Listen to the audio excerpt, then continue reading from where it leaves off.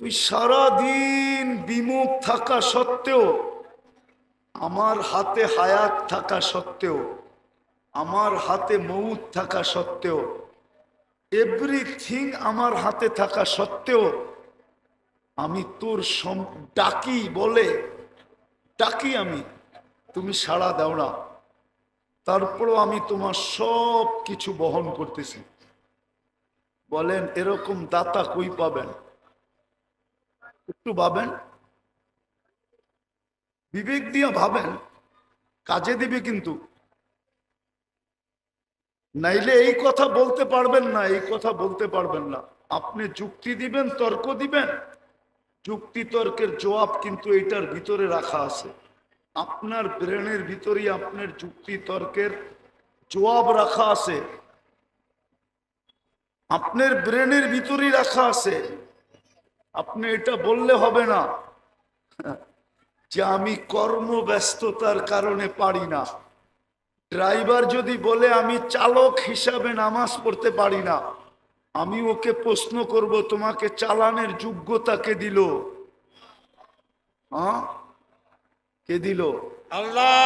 আরে বলেন না। আল্লাহ। আল্লাহ বলতে দ্বিধা করেন কেন? আল্লাহ বললে 40 নেকি মিলবে, 40 নেকি। কে দিল তাকে যোগ্যতা? হ্যাঁ, আল্লাহ যদি জিজ্ঞেস করে যোগ্যতাটা কার ছিল বল। তোকে যদি প্রতিবন্ধী বানাইতাম কে কি করার ছিল? তোর মা বাবার চোখের পানি জড়ানো ব্যতীত আর কিচ্ছু ছিল না। চোখের পানি জড়াইতে থাকতো। আল্লাহর বিরুদ্ধে কেস কোথায় করতো? হাইকোর্টে না সুপ্রিম কোর্টে না জজ কোর্টে না র্যাবের কাছে না আর্মির কাছে? কার কাছে করতো? এই যে রাস্তায় যারা ডিউটি করে, এরা যদি বলে আমি ডিউটি করি, আমি নামাজ পড়বো কি করে? আমি যদি প্রশ্ন করি তোমাকে এই দেহটা কে দিল? ডিউটি করার মতো যোগ্যতা সম্পূর্ণ তোমাকে কে বানাইলো? এটা আমাকে বলো। আল্লাহ তো এটাই প্রশ্ন করবে, তুমি আমারটা দিয়া বাহাদুর, এই দেহটা কার? আল্লাহ। আচ্ছা, যুবক বাহাদুর কার যৌবন দিয়া? হ্যাঁ, কি বলেন না? আল্লাহ। সুন্দরী মডেলিং কার সৌন্দর্য দিয়া? আল্লাহ। হ্যাঁ, সৌন্দর্যই তো লাগে মডেলিং এর জন্য, ঠিক না? না মডেল সবাই হইতে পারে না, মনে হয় বোঝেন না আপনারা। আরে মডেলিং হইতে হইলে কি লাগে? সৌন্দর্য লাগে না? হ্যাঁ। সৌন্দর্য কার দেওয়া?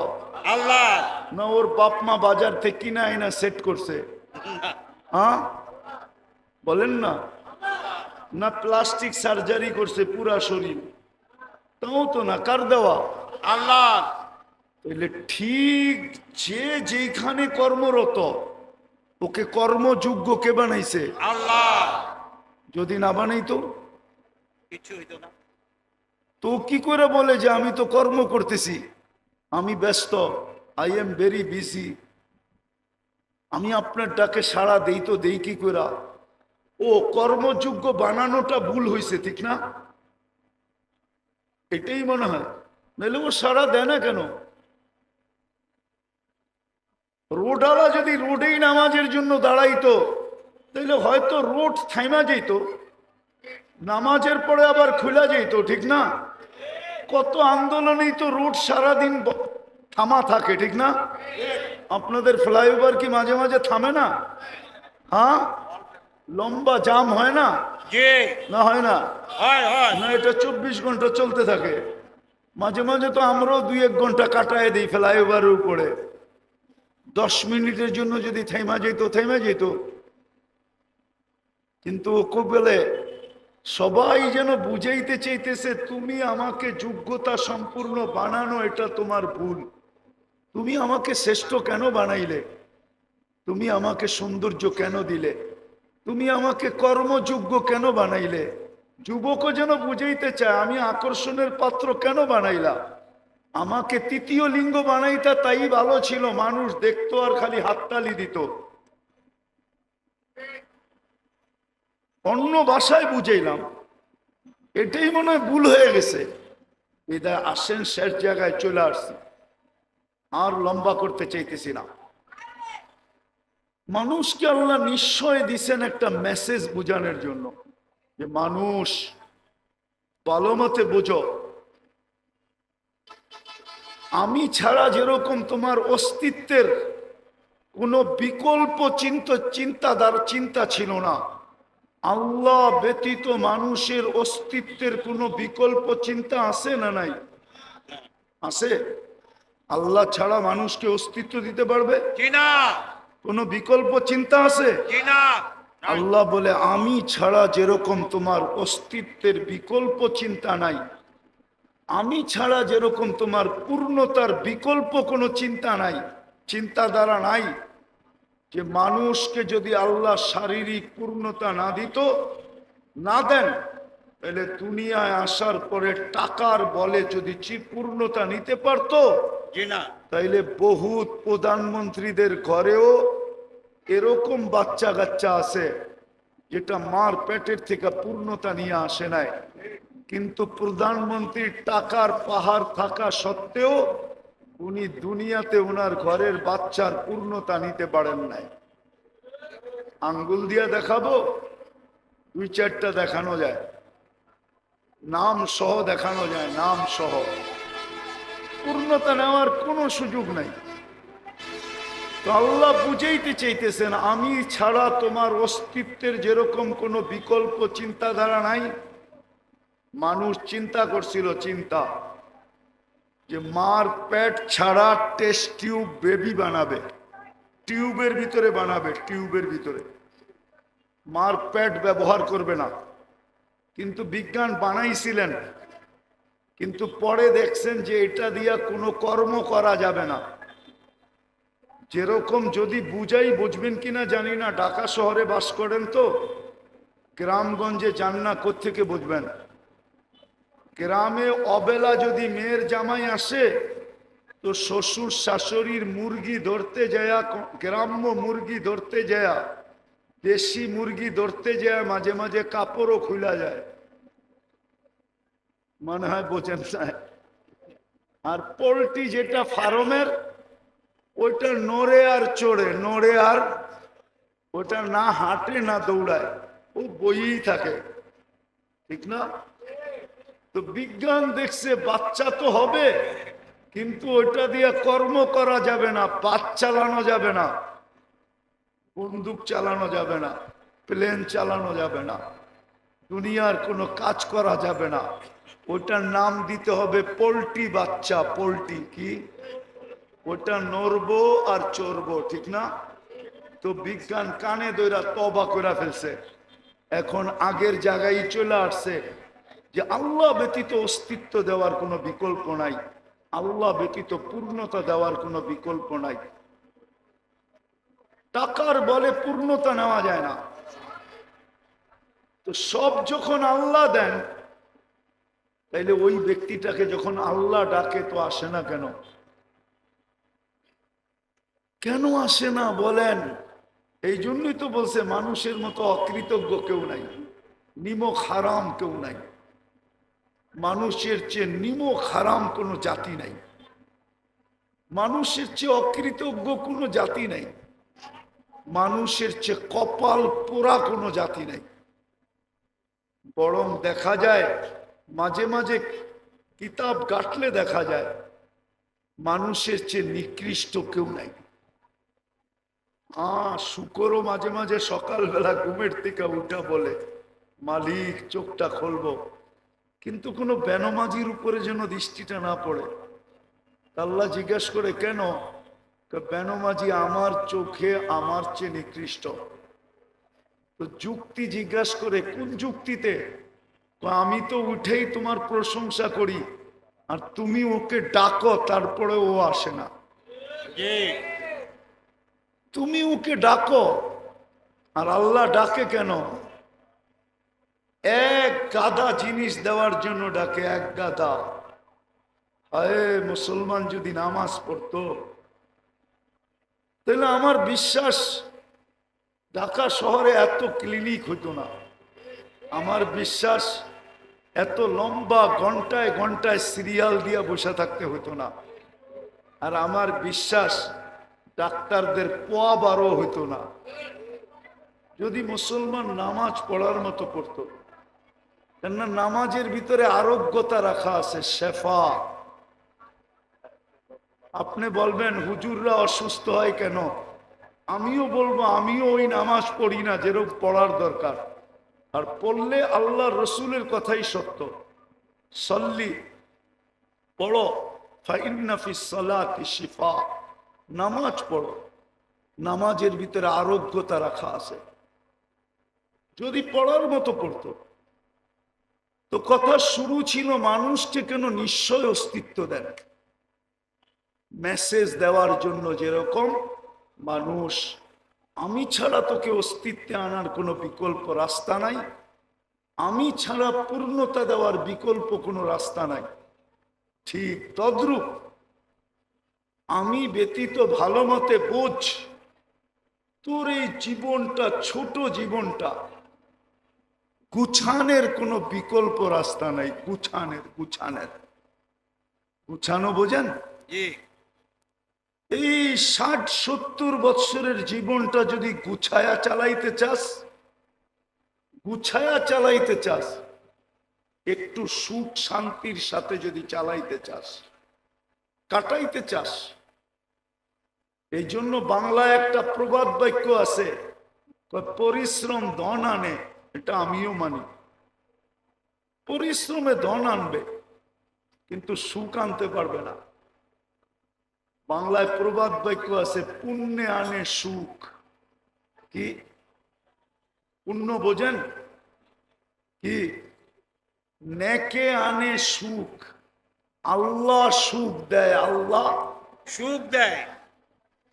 যদি ধনী সুখ দিত তাইলে ওই ধনী কেন নিজের মাথায় পিস্তল রাইখা নিজেই গুলি করত? ও তো ধনী ছিল। ওকে আমার চেয়ে বেশি আপনারা চিনেন না। আমি চিনি ওর ছেলে কই থাকে, আমি চিনি ওর মেয়ে কই থাকে, আমি চিনি ওর স্ত্রী কোথায় থাকে, আমি চিনি ওর কতটুকু আছে কতটুকু নাই। আমি চিনি ওকে, কাছের থেকে চিনি। না চিনতাম, ধনই যদি সুখ আনতো তাইলে ঐশী তো ডেলি প্রতি মাসে 1 লক্ষ টাকা হাত খরচ পাইতো। ঐশী যে এখনো জেলখানায় আছে, সে তো প্রতি মাসে 1 লক্ষ টাকা হাত খরচ পাইতো। ছোট একটা মেয়ে, ও 1 লক্ষ টাকা খায় না, চাবায়া খাইতো। ও 1 লক্ষ টাকা খায় কি করে? হ্যাঁ, ডেলি 3000 টাকা খাইলেও তো মাসে 3-3-90,000 হয়। 3000 ডেলি কি খাইতো? বিলাসবহুল গাড়ি তো ছিল ওর জন্য, পার্সোনাল ড্রাইভার তো ছিল ওর জন্য। এখনো তো ফ্ল্যাটটা পড়া আছে শান্তিনগরে, দেখা আসেন না? আমি চিনি ওই ফ্ল্যাট। যদি ধনী মানুষের জীবনে সুখ আনতো তাইলে ধনীরা বেশিরভাগ আত্মহত্যা করে কেন, ডিটেনশনে ভোগে কেন? ধনীদের চেয়ে তো বেশি ঘুমের ট্যাবলেট কেউ খায় না, ধনীদের চেয়ে তো বেশি ডিটেনশনের ট্যাবলেট কেউ খায় না। ধনীরা সবচেয়ে বেশি ট্যাবলেট খায়। আরেকটা বলবো, হয়তো বিশ্বাস করবেন না, ডিটেনশনের ট্যাবলেট উন্নত বিশ্বে সারা দিন যতগুলা বিক্রি হয়, যত ট্রিলিয়ন ডলারের, কোনো ওষুধ এত বিক্রি হয় না। আমি তো ঘুরা বলতেছি, ঘুরা আমেরিকা যায়া বলতেছি, কানাডা যায়া বলতেছি, ইংল্যান্ড, ইউরোপ, অস্ট্রেলিয়া, জাপান, শুধু বাকি আছে নিউজিল্যান্ড। বাকি সব ল্যান্ডে যায়া বলতেছি। তাইলে ওরা কেন এত বেশি ট্যাবলেট খাইতো ঘুমানের? মুসলমানের ঘুম দেখা কেন মুসলমান হইতো? আমি তো চিনি আমেরিকাতে ওই ব্যক্তিকে যে মুসলমানের ঘুম দেখা মুসলমান হয়েছে। সত্য বলতেছি। মসজিদে বৈশা বৈশা একজন ঘুমাইতেছিল, তো দূরের থেকে দেখা ছুটে আসছে, বলছে তুই কোন কোম্পানির ওষুধ খাস, বৈশা বৈশা ঘুমাস? আমি তো আমেরিকান ওষুধ খায়া বিছনায় যায় ঘুমাইতে পারি না, আমাকে একটু দয়া করে লেখা দিবি? ও ছিল তাবলিগওয়ালা, ও চালাক ছিল, বলছে এত তাড়াতাড়ি লিখে দিব? 3 দিন আমার লগে থাকতে হবে। থাকবি? বলছে 3 দিন না, 3 মাস থাকবো, 3 মাস। তারপরও ঘুম দরকার। তো 3 দিন জামাতে থাকার পরে মুসলমান হয়ে গেছে। 2019-এর কাহিনী বলতেছি। আমি ইস্তেমায় গেছিলাম আমেরিকার। তা আমি বয়ান করে নামতেছিলাম, আর ও পিছে বয়া ঘুমাইতেছিল বসা বসা।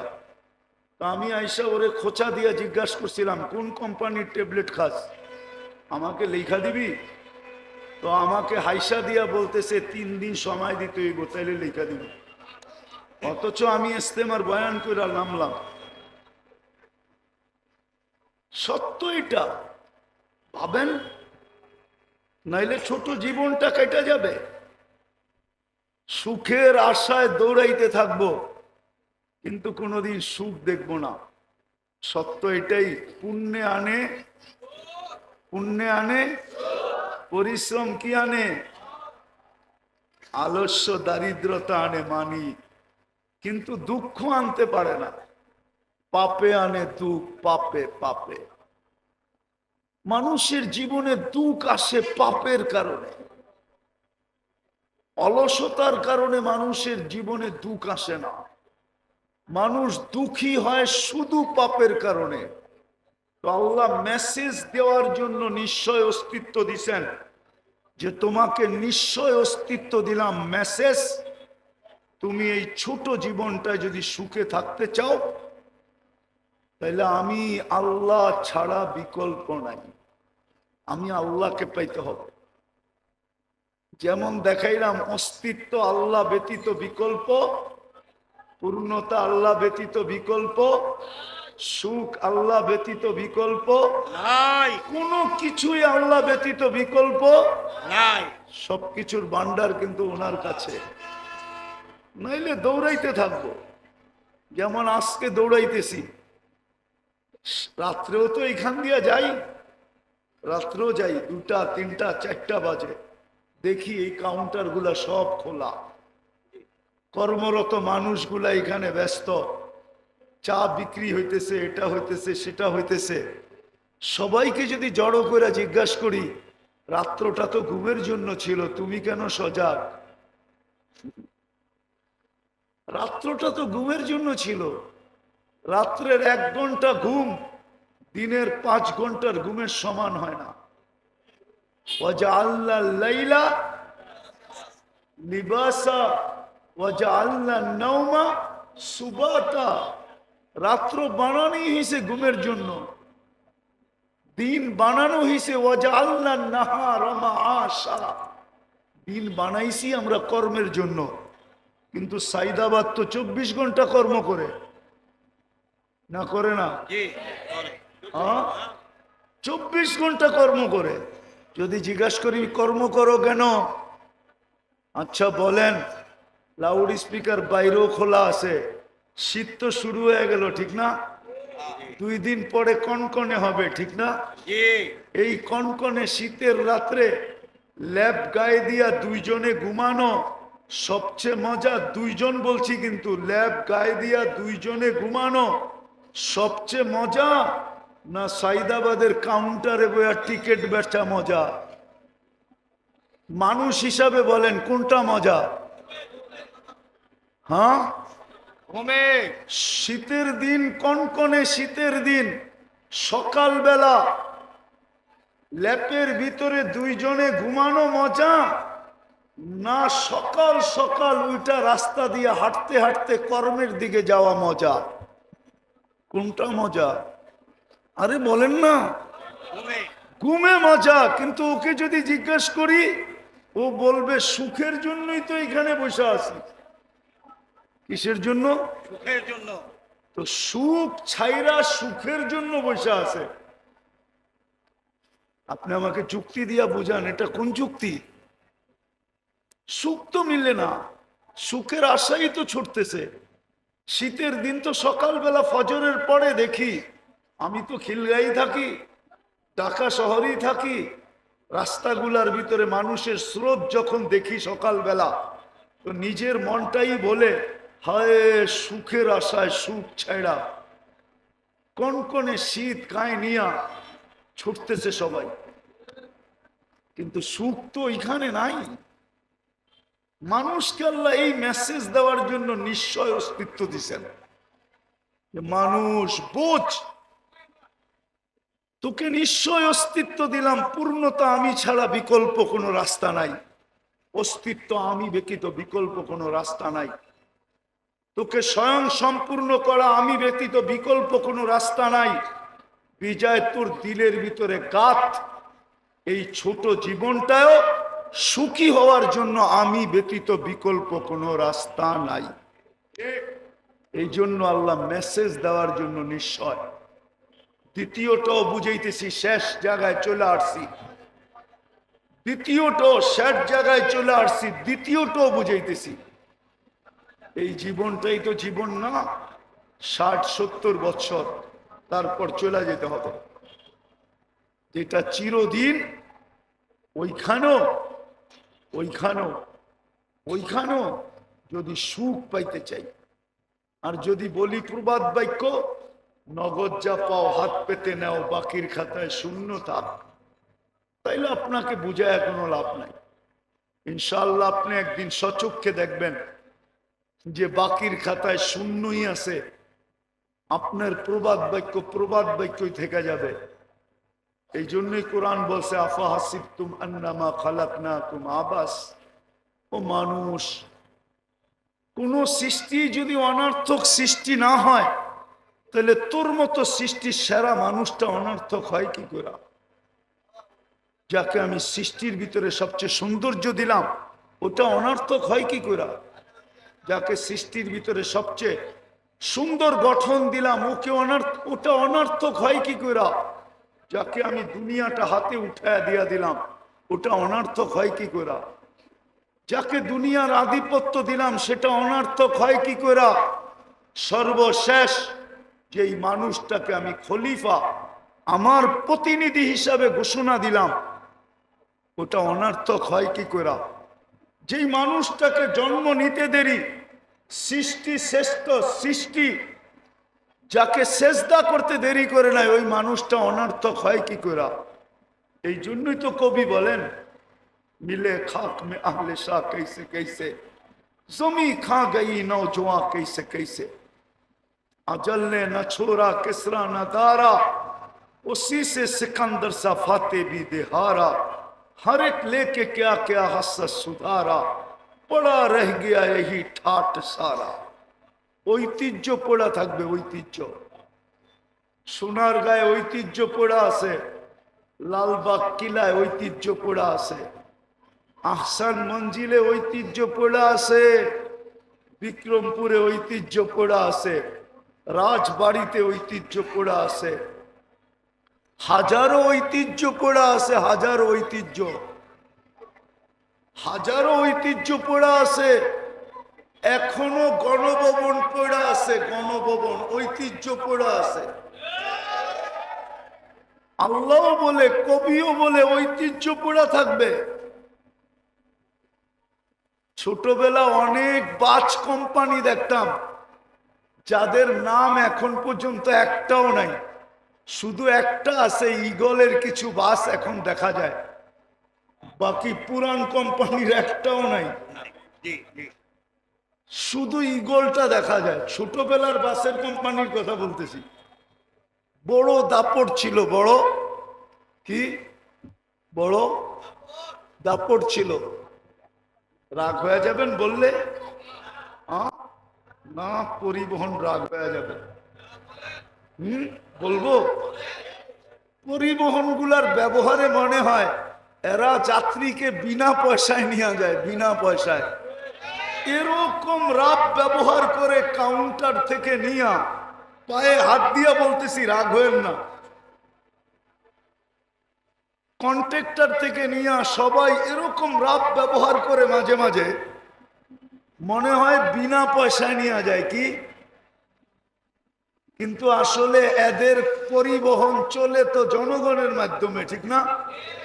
জনগণ যদি বলে আমরা 11 নম্বর পরিবহন ব্যবহার করব, আজকের থেকে কোনো পরিবহনই ব্যবহার করব না। 11 নম্বর চিনেন? দূর মিয়া, এটাও চিনেন না, ঠিক না?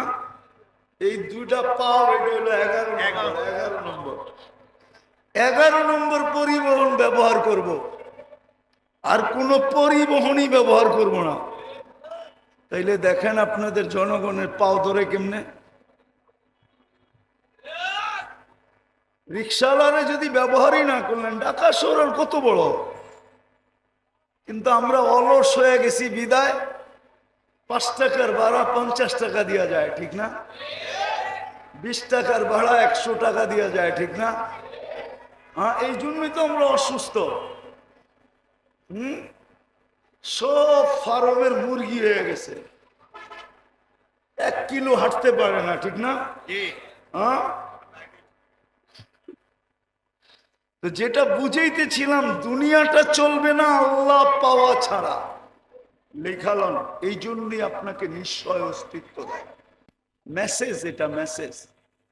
আল্লাহ ছাড়া তোমার এই দুনিয়ার ছোট জীবনটা চলবে না। একটা কাহিনী শোনাবো? কানে শোনা কাহিনী, নাইলে শুনাইতাম না।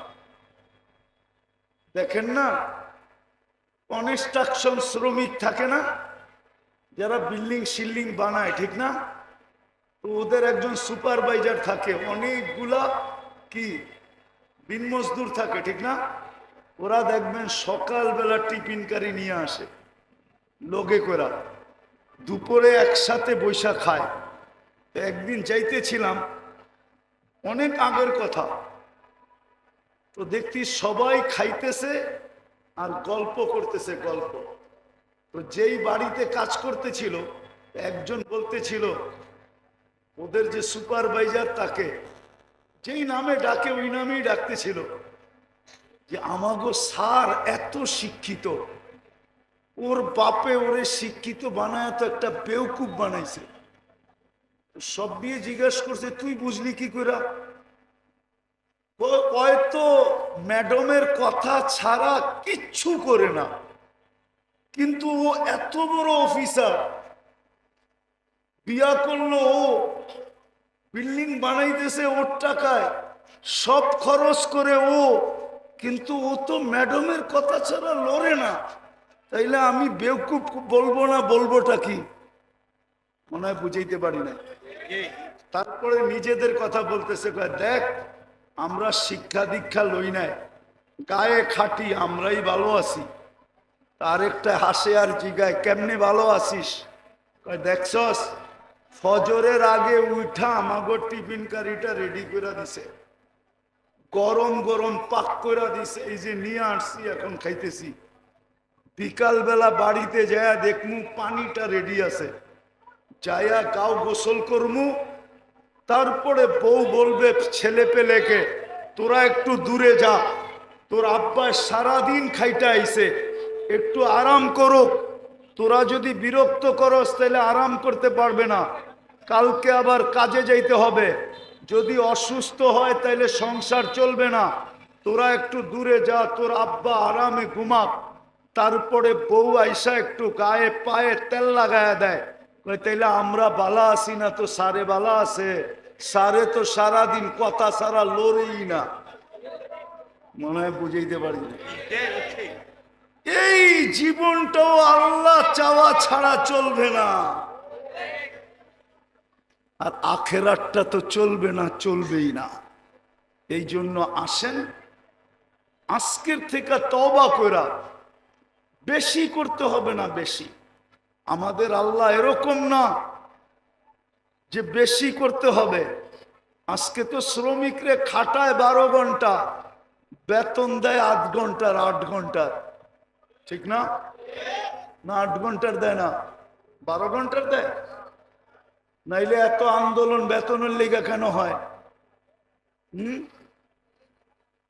মালিক পক্ষ মনে করে আমি তো বিল্ডিং মাত্র নিউ ইয়র্কে একটা বানাইলাম, আর বাকি তো কানাডা রয়েই গেল, অস্ট্রেলিয়া রয়ে গেল, ইংল্যান্ড রয়ে গেল, নিউজিল্যান্ড রয়ে গেল, জাপান রয়ে গেল, দুনিয়ার বড় বড় জায়গায় বিল্ডিং বানানো রয়ে গেল।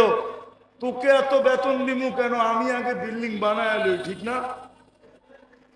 তাইলে শ্রমিকের আন্দোলন হইতো কেন? মালিক পক্ষ যদি মনে করত যে শ্রমিকের মাধ্যমেই আমার এই কি, আমার এই অবস্থান, শ্রমিক না হইলে তো আমার এই অবস্থান হইতো না। শ্রমিক যদি না পাইতাম তো আমি ফ্যাক্টরি খুলতাম কোত্থেকে? শ্রমিক যদি না হইতো আমি পরিবহন চালাইতাম কোত্থেকে? সে যদি শ্রমিককে এহসান মোহসেন মনে করত, তাইলে তো শ্রমিকের উপরে নির্যাতন হইতো না, শ্রমিক আইনের প্রয়োজন ছিল না। রাগ হয় না মালিক পক্ষ আবার। তো যেটা বুঝাইতেছিলাম আল্লাহ পাওয়া ছাড়া আমাদের জীবনটা চলবে না। আল্লাহ বেশি চান না। আল্লাহকে রাজি করা অনেক সহজ। শুধু একটা জিনিসই যদি আজকে করতে পারি, প্রথমে যদি তওবা করতে পারি, নিজেকে তওবায় অভ্যস্ত বানাইতে পারি, যে আমি সকাল বিকাল যখনই মনে উঠব তখনই মুখ দিয়া বলবো আল্লাহ আমার তওবা, আল্লাহ আমি তওবা করলাম।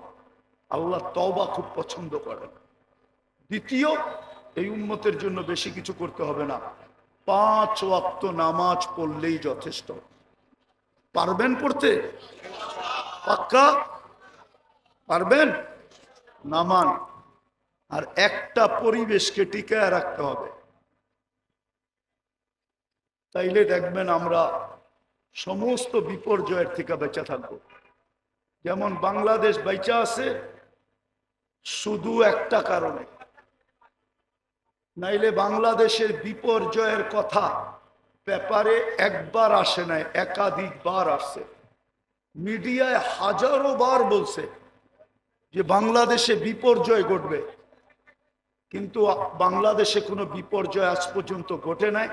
আর আমার বিশ্বাস পরিবেশ যতদিন থাকবে অতদিন ঘটবে না। করোনার সময় সবাই চিৎকার দিছে বাংলাদেশের মতো বিপর্যয় কোথাও হবে না। আপনারা ব্যারিস্টার সুমনের বয়ান শুনছেন করোনার সময়? ওর বয়ান দেখেন। করোনার সময় ও চ্যালেঞ্জ করে বলছে বাংলাদেশের মতো বিপর্যয় কোথাও ঘটবে না, বাংলাদেশে মাটি দেওয়ার মতো লোক পাওয়া যাবে না। কিন্তু করোনায় বাংলাদেশে কোনো বিপর্যয় ঘটে নাই। বাংলাদেশে 7.8 ভূমিকম্প আসছিল। আজ 2013 অথবা 14 31 নাইটের পরের দিন সকাল 5:05 কোনো বিপর্যয় ঘটে নাই। অথচ তুর্কিতে 1.5 লক্ষ লোক মারা গেছে। এই একই স্কেলের ভূমিকম্প, এক শহর মাটির সাথে মিশা গেছে। এরকম শতবার বাংলাদেশে 10 নম্বর মহাবিপদ সংকেতের ফ্ল্যাগ উড়ানো হয়েছে। কেননা আবহাওয়াবিদদের কাছে 10-এর উপরে কোনো সংখ্যা নাই। বিধায় বাংলাদেশে কোনো বিপর্যয় ঘটে নাই, ঘটবে না। শুধু 2টা পরিবেশের কারণে বা একটা পরিবেশের কারণে, মসজিদ, মাদ্রাসা, আলেম, ওলামা, শুধু এই পরিবেশটার কারণে। আমি ঘুরা বলতেছি, কিন্তু আমার কথা হয়তো আমার শিক্ষিত সমাজ মানবে না। আমার কথা হয়তো যারা বর্তমান টেকনোলজির যুগে টেকনোলজিকে মাথায় নিয়ে চলে ওরা মানবে না, কিন্তু যারা আধ্যাত্মিককে মাথায় নিয়ে চলে ওরা মানবে। কেননা এখানে ধারা 2টা, একটা হলো বিজ্ঞানের ধারা, একটা হলো টেকনোলজির ধারা, আর একটা হলো আধ্যাত্মিক ধারা। আধ্যাত্মিক ধারা নিয়ে যারা চলে তারা আমার কথা মানবে। এই পরিবেশের কারণে আমার দেশে বিপর্যয় হয় না, হবেও না। দেখা যাবে যে বিপর্যয় হবে, কিন্তু ইনশাআল্লাহ হয় না, আর কোনোদিন হবেও না। হবেও হবেও হবেও 5 তারিখের পরেও তো ভাবছিলাম কি জানি হবে, ঠিক না? সব ভাঙ্গা পড়ছিল না, এরকমই তো, ঠিক না? কিন্তু আস্তে আস্তে সামলায়া উঠছে না ওঠে নাই? স্বাভাবিক হয়েছে না হয় নাই? না হয় নাই? হইছে। আরে হয়েছে। জি। হয়তো একটু বাকি আছে, ওটাও হবে, ইনশাআল্লাহ ওটাও হবে। কিন্তু বিপর্যয় আমার বিশ্বাস হবে না।